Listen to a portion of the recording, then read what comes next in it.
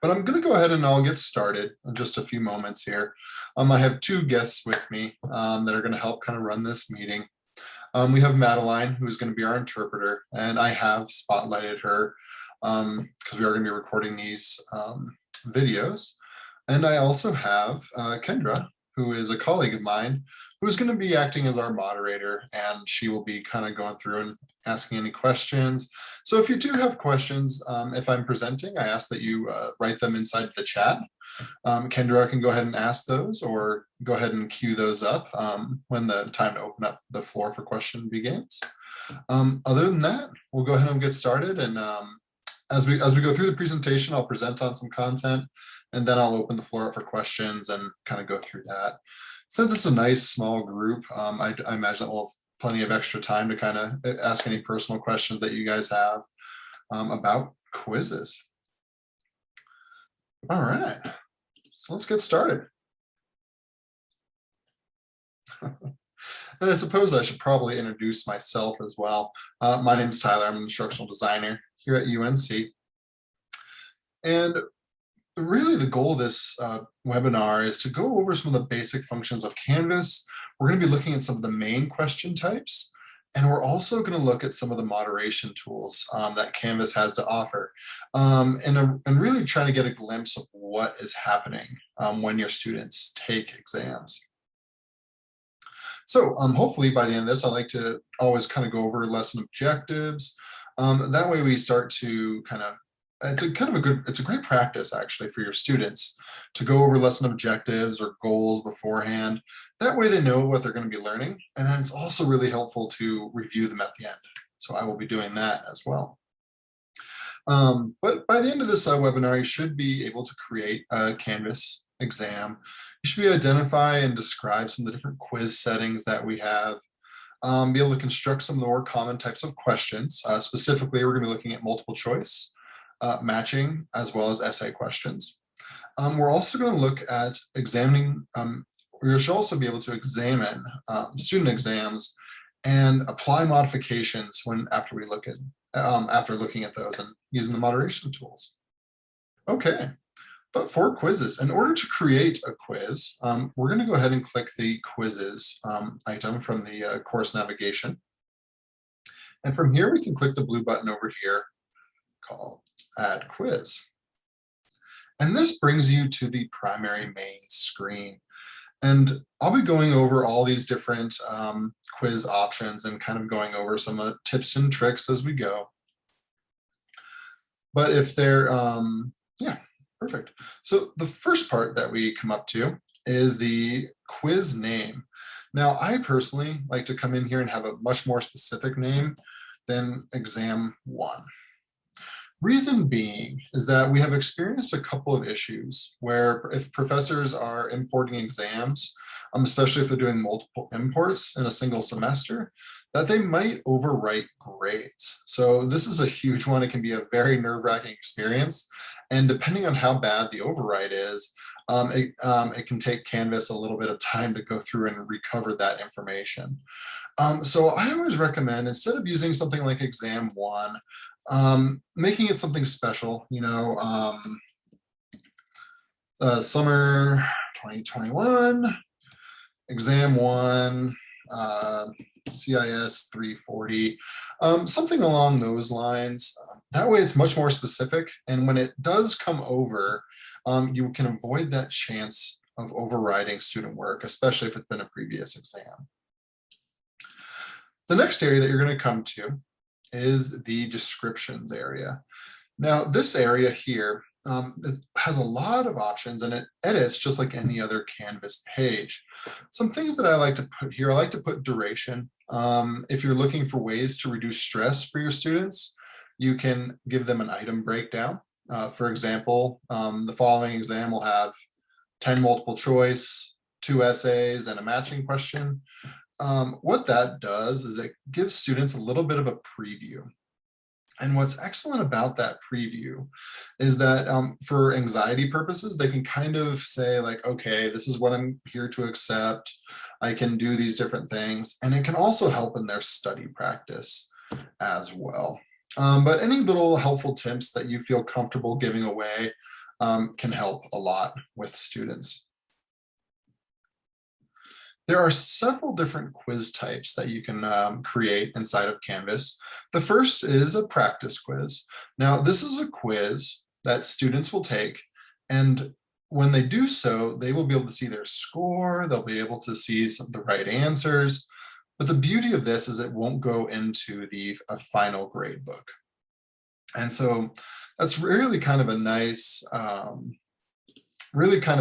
tool, because you can give an exam kind of as a pretest. So, and that way students know how they did, and they can even see their own improvement later on if you were to give the exact same exam later. The second type is a graded quiz. And the graded quiz is the quiz type that you are going to want to use the most often. It is the quiz that will be entered into the grade book. So I always kind of say this is your traditional online quiz. You can do a graded survey. Now, with a graded survey, the area that I like to point out is that the students don't get points per question. I'm sorry, I'm going to take that back. They do get points per question, but there's no real right or wrong answers. So they get an automatic full credit for that. So I really enjoyed graded surveys when I really wanted student feedback on something. Oftentimes, if I had a guest instructor come into the class, I would do a graded survey and ask the students to generate questions beforehand. That way they, kind of had some questions ready to go, kind of like a warm-up exercise for a guest speaker. It always helped when the guest speaker asked for questions.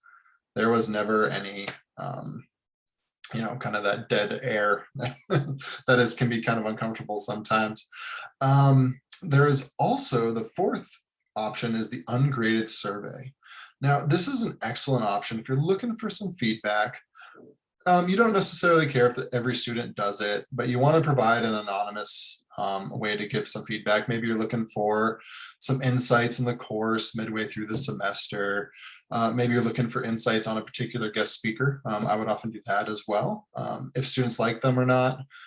Sometimes they don't want to hurt your feelings because you bring somebody in, maybe he's a friend of yours, but they can write back, hey, I didn't find this speaker helpful, or any kind of things like that. So there is a lot of great tools here that you can get really creative with for your students.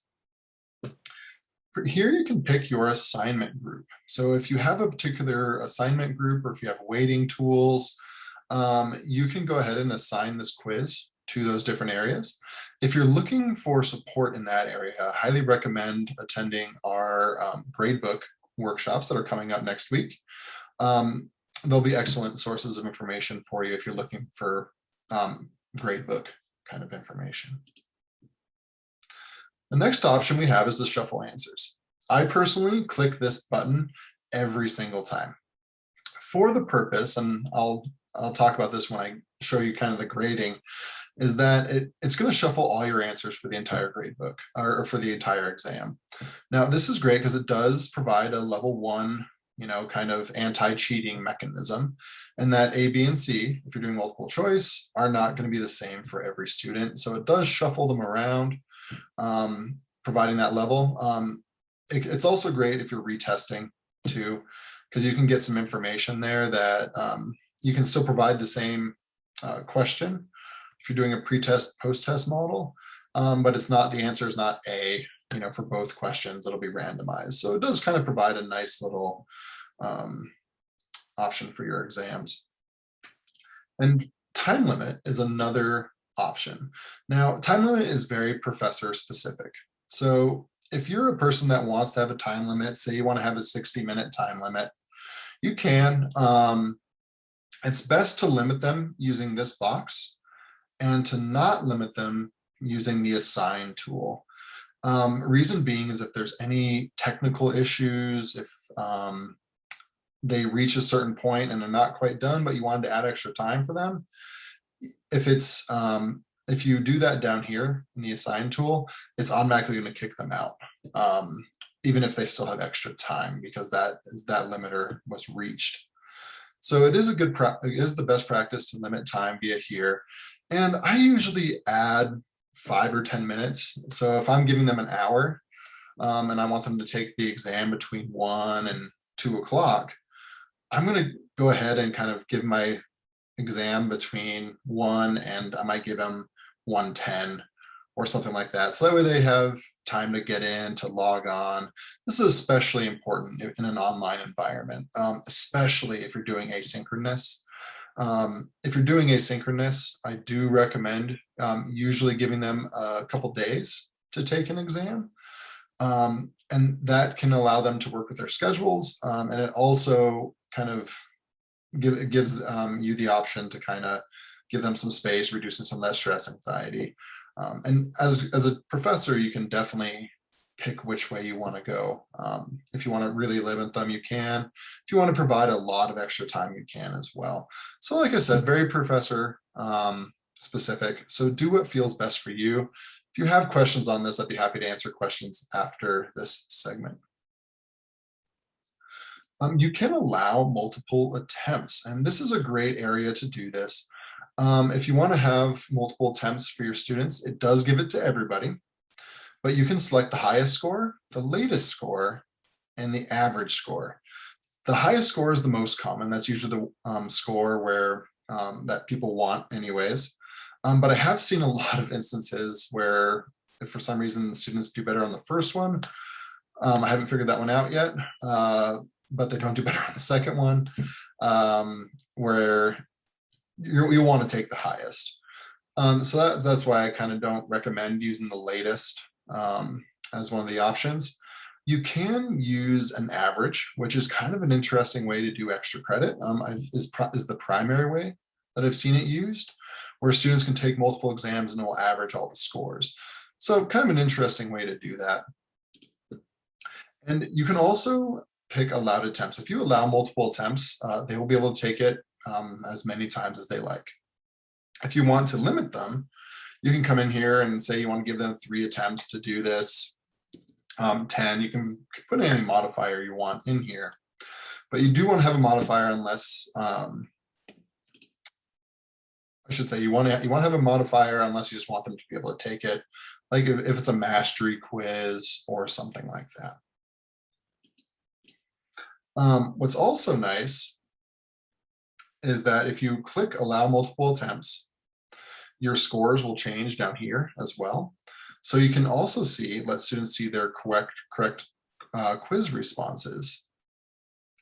And you have a couple different items here.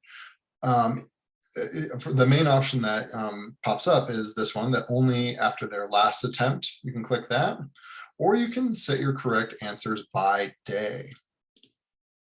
And this is my general recommendation, is that if you do let students see correct answers, that you should limit them to a certain time period. I particularly enjoy about a day after the exam. Reason being is that it prevents students from taking the exam, hitting submit, seeing all the correct answers and taking a screenshot of that and sending it to friends. So it's always nice to kind of hold off. It's also really nice in case you as a professor messed up on a question. Maybe one of the distractors maybe it wasn't a well-written question. Maybe one of the distractors was accidentally clicked as the correct answer, but it shouldn't have been. It gives you some time to go ahead and revamp that without students kind of freaking out and giving you 1,000 emails, which we all know can be a little bit overwhelming at times. So this is good. I'm going to go ahead and unclick the allow multiple attempts. That way you guys can see this area here. But you can allow after each attempt or after correct answers. You can limit 1 question at a time. And the next option that, if you do click this, pops up is the lock questions after answering. Showing 1 question at a time can be very valuable. It can be used as a focuser. When I taught history. And so when I used this button, it was an essay test, and I had 3 essay questions that they could click on. And that way students could kind of move around the exam and be focused on that 1 question, which was really nice. I do not recommend clicking this button if your exam is Longer, I personally had a rule of about 10 questions. You can kind of play with that if you like. And the reason I had a 10 question limit was because if I wanted students to use test taking uh, strategies, a lot of students are taught in high school and even younger that they should do the hardest questions first, or they should, and depending on their style, maybe go for the easiest questions first and skip around the exam. They might even be using the exam to answer other questions. So if you want to prevent that, one question at a time is great. And I would also lock answers. But in general, I let students do that for the benefit of the doubt. And when I was teaching, I was at the high school level, and I used a lot of test taking strategies, especially since I taught AP. And when you're going through that, you're teaching them how to take a test as well. So I usually didn't do this unless it was in essays. And once again, I always kind of cut myself off at around a 10 question limit. And that way students don't have to jump around. So when you have one question at a time, it fills up their screen and they can click question 1, question 2, and it's kind of hard to memorize things after 10 questions. You can kind of get a hint, oh, that was the second question, and click there if you'd like. But in general, I leave that one off. You can require an access code if you like for your exams. In general, I've seen this used at the university level. If you are having your students take an exam at a computer lab, where they all have to come in, they all have to take the exam at the same time on the exact same computers. You can go ahead and write this on the wall, and that's a great way to do it. It prevents any students from not attending and still taking your class, especially if it's one of our larger classes.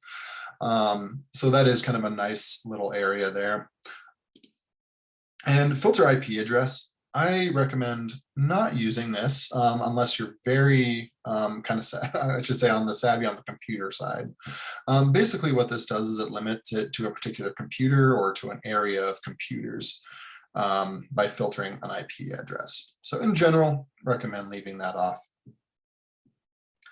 The assign to function is actually probably one of my favorite things in almost all of Canvas, because I found it very useful throughout my teaching career.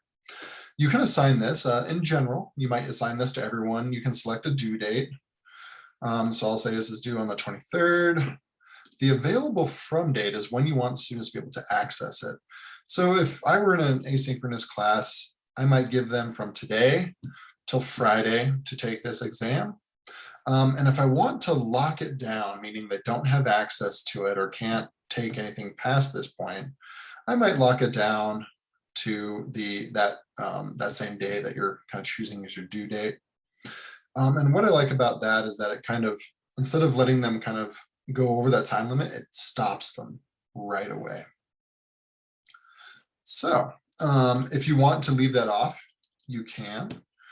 What this is going to do is it's going to allow students to take it past the due date. It will show up as a late grade in the grade book. It will be marked as late. So you can kind of weigh your own options there. But I always recommend having a due date, and I always recommend having an available from date. In general, the until date, 100% up to you and what you want from your students and for your class. Another aspect that I really liked about this is that you can have different due dates for different groups. If your course has 2 sections, maybe, and it's a cross-listed course, you can go ahead and click a different section that you'd want them to have. And you can see here that the assign to up here changes to everyone else. So if you have 2 sections, you can set up 2 different dates. And you can even do this for a student. For example, let's say that Kathy contacts you and says, hey, I got a doctor's appointment that I can't miss. Can I do the exam on a different day? You're able to say, yeah, I can do this for you. All you got to do is come in here, do the assign to, and just that student will have access during that time. So really kind of a nice feature. If I had students that required extra time, and it was a significant amount of time, like double time or things like that, I was teaching at the high school level, so I oftentimes gave those students a chance to take it in another room, or different things like that. That's options that you have. So you can get really creative with this and kind of see how you want to do it. But really kind of a fun feature there. So before I move on to creating quiz questions, are there any questions about the settings? There are no questions in the chat at this time. Cool. And please feel free if you'd like to unmute, please feel free. Yeah. Is there any way to shuffle the questions, not the answers? There is a way to shuffle the questions, and do me a favor, keep me honest here. I will show, it wasn't in my traditional curriculum, but I will happily show you that after I'm done with everything. And we can kind of get that during that question and answer period. I will happily answer that. Just because it takes a little bit more time.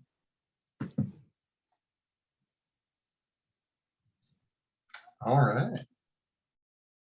So I will move on to the questions. Now, in classic quizzes, your points are derived from the questions directly.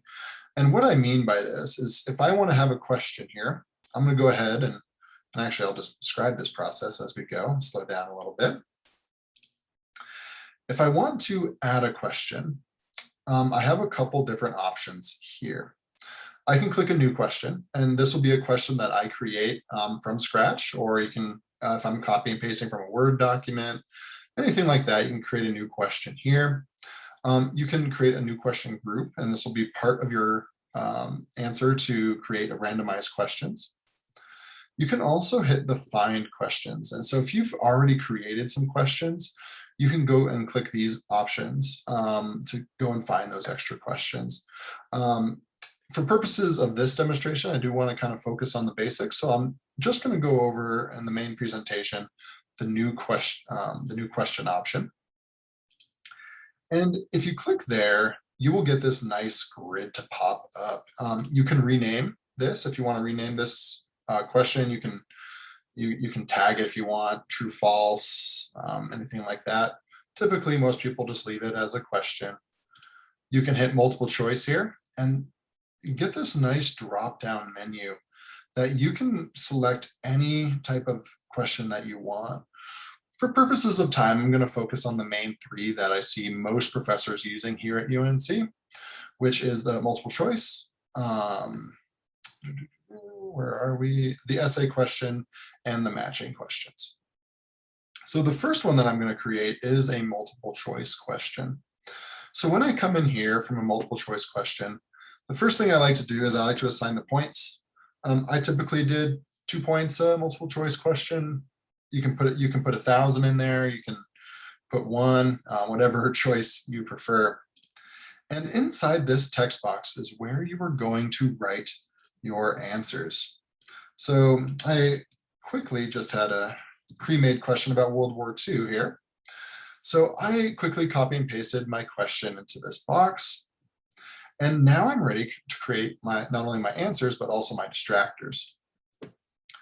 So the United States entered World War II after the attack on Pearl Harbor.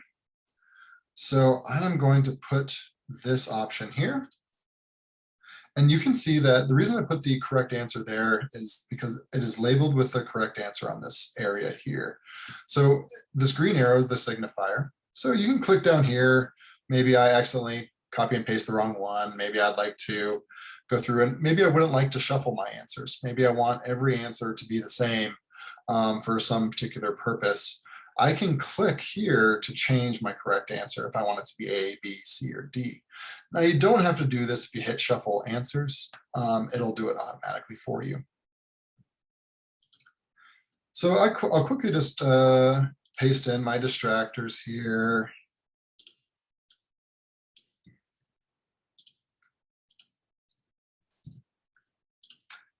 And this is the basics of how you create your multiple choice question. So it is really handy if it's already written out, but you can feel free to type in these boxes. You'll also notice that you have some green and red boxes here. This is if you want to provide feedback for your students when they after they're done taking the exam. This feedback is immediate, and they only get it if they're able to see the answers after they review. So if they got a wrong answer, they'll see the wrong answer area. If they get the right answer, they'll get this feedback. So on the attack of Pearl Harbor, I could put an additional interesting fact in here, or a great job, anything like that.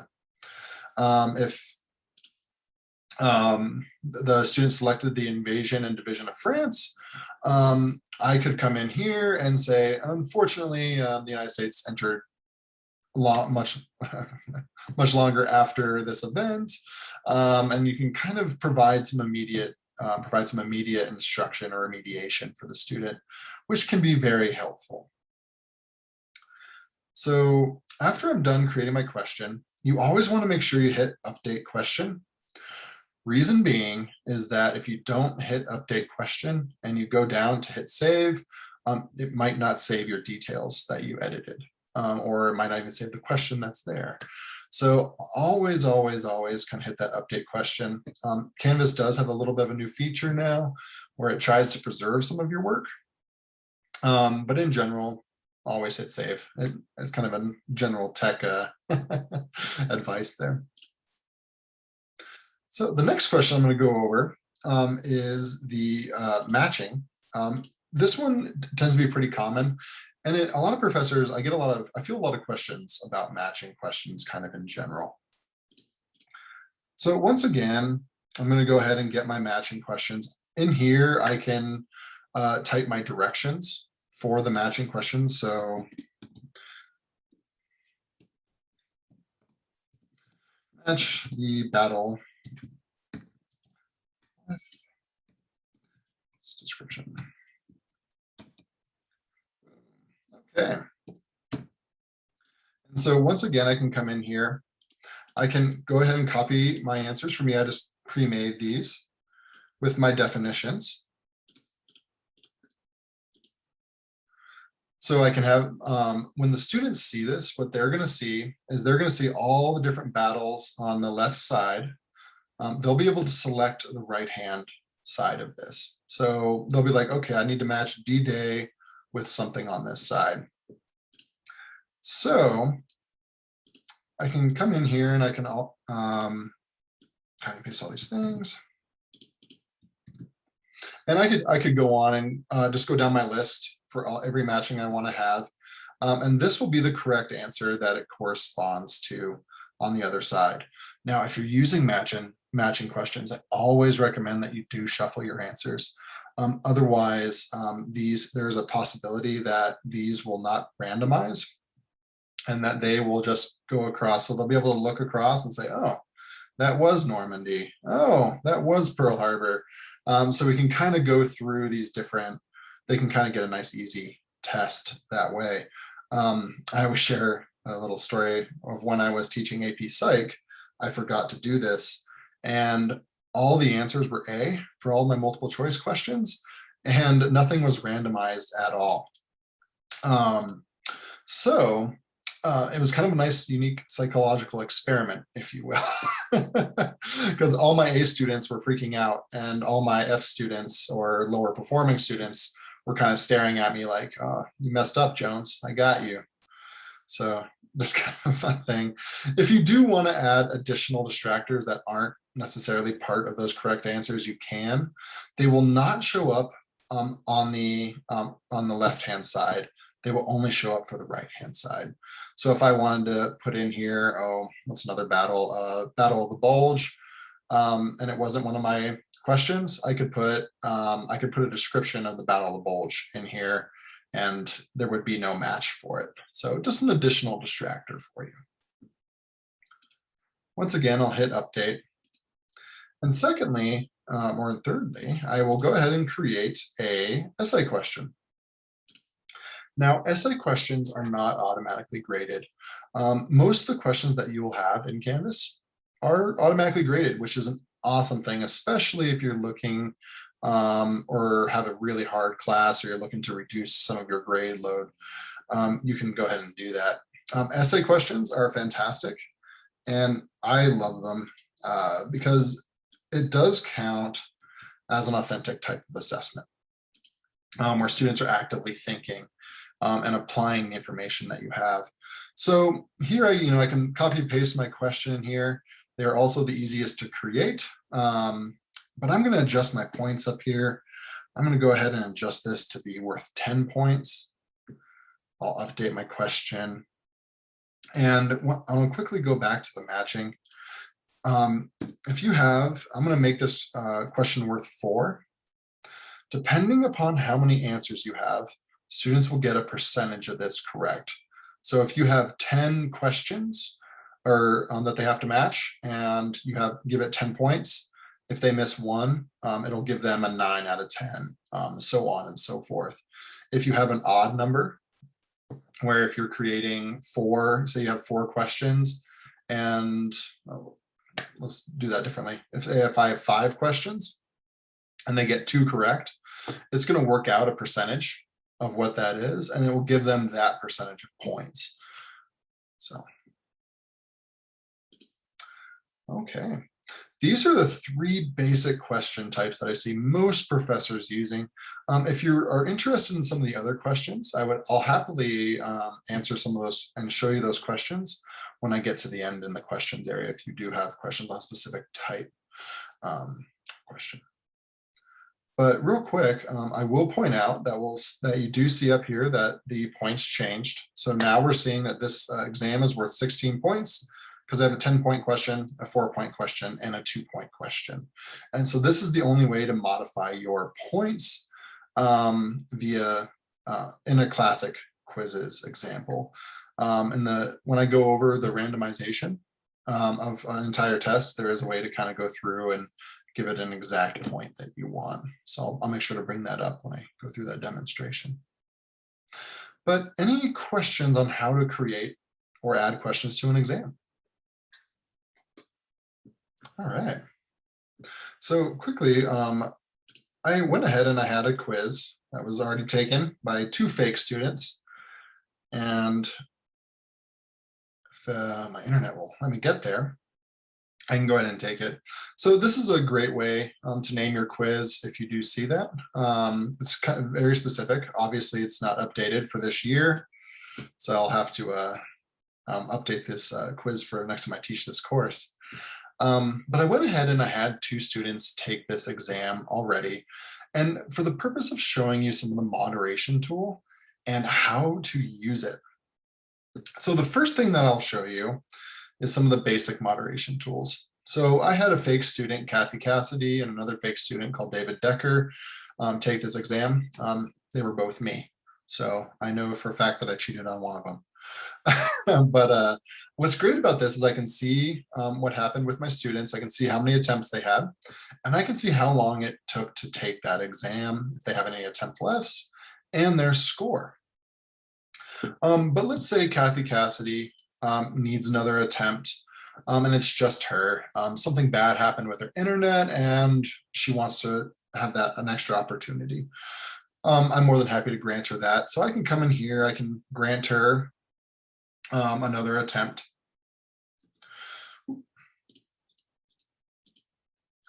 And then if she needs extra time, I can also put that in here. I can get 30 minutes, kind of things like that if I need to. And I can manually unlock this for her. And what this does is it unlocks it.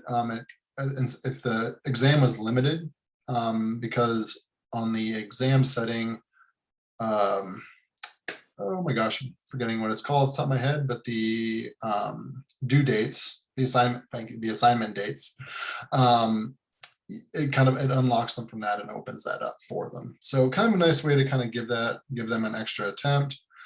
So now you can see here that they have an extra attempt and they are ready to go, and it's manually unlocked for that student.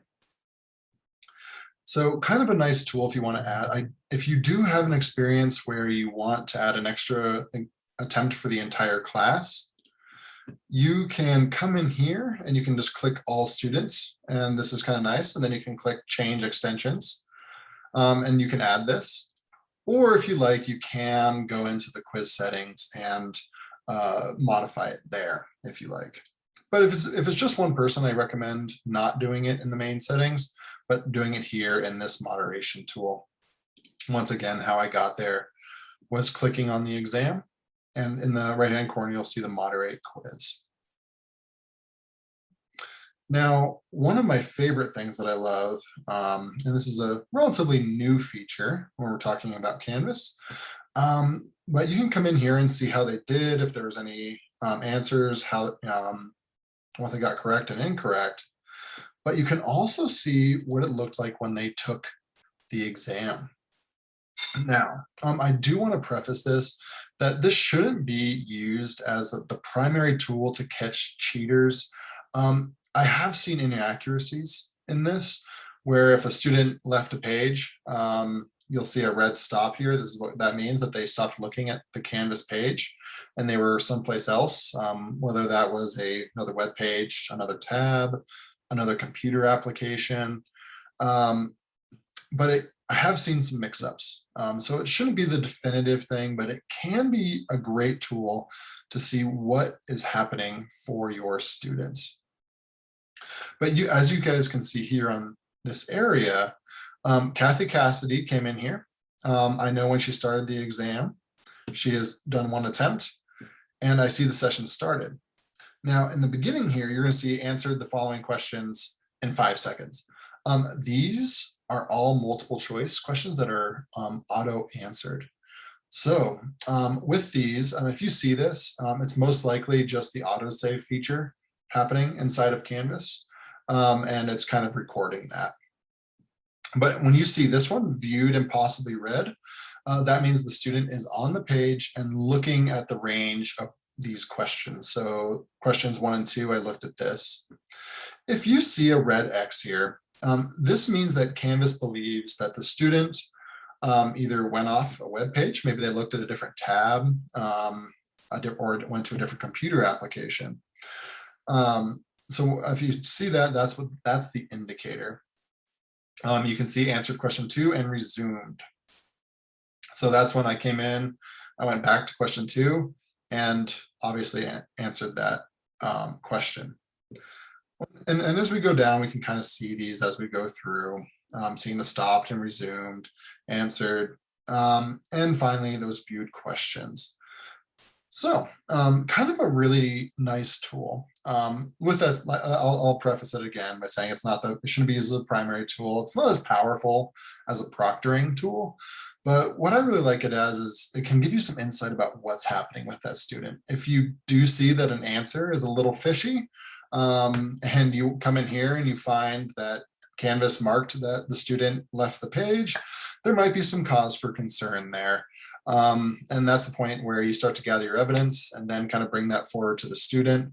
And then, of course, always following university and department standards for cheating and broaching these topics with your students.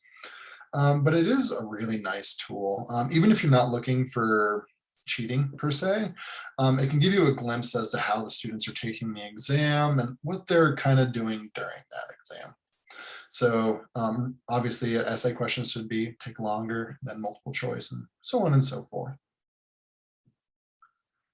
All right.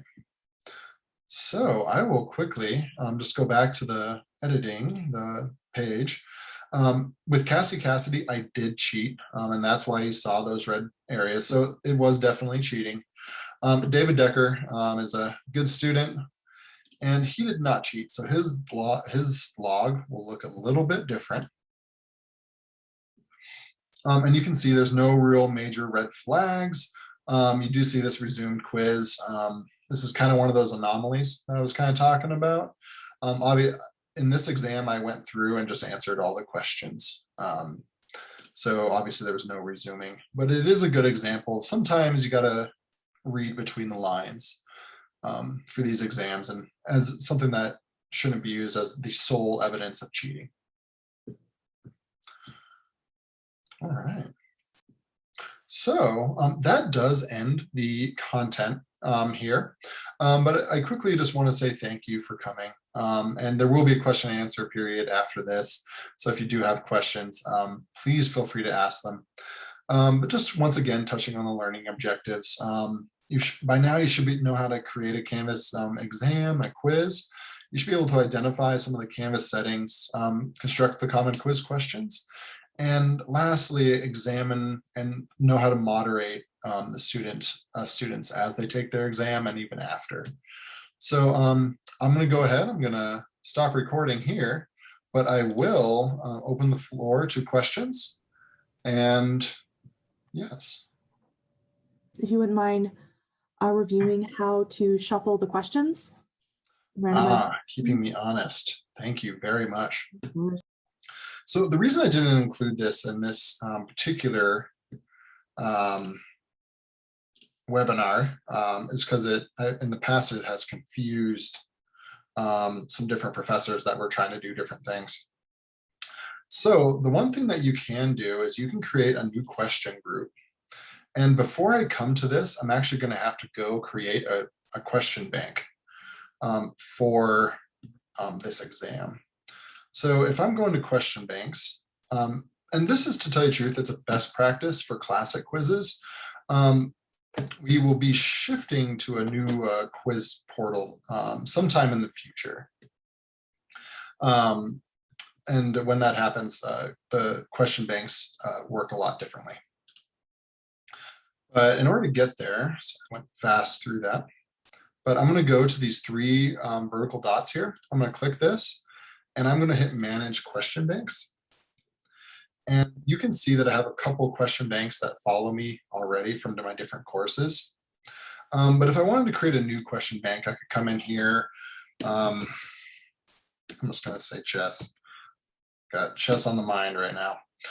So I can come in here, create my questions about chess. I can add questions that's the same as I would with any, as I would during the exam. Or not during the exam, I should say, as I'm creating the exam. And and all the answers are there. So you can come in here. I'm going to use a question bank that I've already created to demonstrate this. But I'm going to come in here, and I see that World Geography Essays has 3 questions in it. And I used to love to create random quizzes for my students. And how I would do that